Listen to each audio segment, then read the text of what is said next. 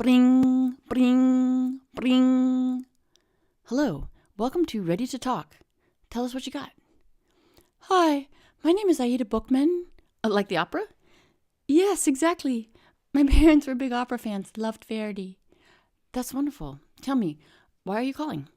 Well, I heard about your show on my gastro podcast of Sapien Prank, and I agree, you are incredibly gullible, but you sounded nice and like you really care about people with unique disorders. Are you calling to hit on me? Because I'm not interested. I'm married, and I love my husband and family. Oh, God, no. I'm human. Why would I want to go out with you? Oh, okay, great. How can I help you? I have a reading disorder. Interesting. Can you tell us about it? Yes, I tend to internalize almost everything I read. That must be very intense. May I ask what kind of stuff you read? Fiction mostly, the classics, plus literary criticism. I see. And by internalizing, you mean you identify with the characters? Take on their issues and realities? No, I mean I eat the books. Wait, you eat the pages of the book? Yes, I tear out the pages one by one, chew them up, and swallow them. How long have you been doing this? I don't remember a time when I didn't. My parents both had a similar problem, only they were musicians and would eat their scores. I'm pretty sure that's where I got my appetite for the written word. I have never heard of this. They met in a score reading class at Juilliard. Both of them thought their advisors had said score eating. They both passed away a few years ago. I'm sorry. Thank you. One had early onset of scoliosis, and the other died from bohementia. Have you heard of it? No, but I can imagine. Were they pianists? Of course. Rehearsal pianists for opera companies, which is much worse if you think about it. Opera scores are enormous. It's not like a Chopin etude. A full Verdi score is an all-you-can-eat situation. I never thought of that. You might say they were real opera eaters.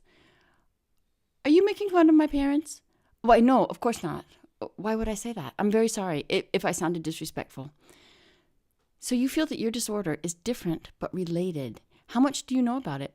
Well, I've read everything on the subject, which isn't much. How many books do you eat in a day? A lot. I'm a voracious reader. Do you actually read the books before you eat them? I don't feel the need to. A lot of people read without really taking in what they're reading. I don't have that problem. I like to take my time and literally digest what the writer is trying to say. Can you tell us what your daily reading list looks like? Sure. Let's see. This morning, I read a short story for breakfast. I was running late, and I grabbed a poetry anthology as I ran out the door to snack on. But today wasn't normal. I usually have a novel for lunch, something contemporary, or whatever's fresh at the bookstore. For dinner, I'll sit down with a foreign language novel. French, Russian novels, and a good Italian? Nothing better. Do you speak those languages? Not really, but I can pass. How does your body handle all this paper? Well, I'm careful. I choose acid-free publishers that use high-grade pulp paper. I'm very choosy. This must be expensive. It is. That's why I went into publishing. I get the overruns. But I figure you are what you eat. Where did you go to school? I went to St. John's College and then ate my way through the Harvard classics. You know, all the books that fit on the 5-foot bookshelf. Impressive. Yeah, well, check this out. After I read the Harvard classics, I ate the bookshelf. Damn, girl. I know. I feel like there's a competitive aspect to my disorder. Sometimes I wish someone else had it so I could kick their butt. Is there anything you don't eat? You may think this is funny, but you know what the hardest thing to eat is? What? Reader's Digest. It binds. That's funny. It's funny because it's true. I think it's because it's processed. The paper is hard to chew. Sometimes I have to chew one page over and over again before I can break it down into what it's actually trying to say. And then it just doesn't sit right. You know how it is. Some books you just can't get through. What was the worst book you ever ate? Proust. I will never forget that one. I call it Remembrance of Things Not Past. I was so blocked up, I had to read Willa Cather. Have you ever tried reading an ebook or using a Kindle or a Nook? Yes, and it was terrible. I chipped a tooth.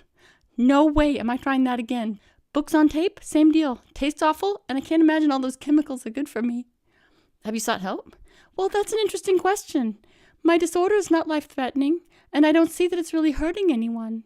It's isolating, for sure. I've been kicked out of more book clubs than I care to admit. Sometimes I think I'd like to quit, turn the page on this behavior, and start a new chapter in my life. Then I think about turning pages, and I'm like, yummy. How can I help you? I was thinking maybe you could come up with a name for my disorder, because it's so rare. When I say reading disorder, they just look at me like, what? And then when I try and explain, it gets uncomfortable. I see. Given the nature of the books you like to read and your scholarly background, I would say you definitely have a classic textbook case of something. How about dyslitterexia? I like it. I wish it sounded a little more sexy. Well, we can always put a hypo at the beginning. That always snazzes it up. And maybe lose the dys. I got it. What? Hypobuxexia. Is that hot or what? Oh my God, I love it. It's so me. I feel like, yes, this is me. This is my disorder. Thanks, Anne. I am so glad I called. I'm glad you called too. That's why I'm here, Aida Buchmann, with Classo Hypobuxexia. One last question. What's your favorite book? Babette's Feast by Isaac Venison.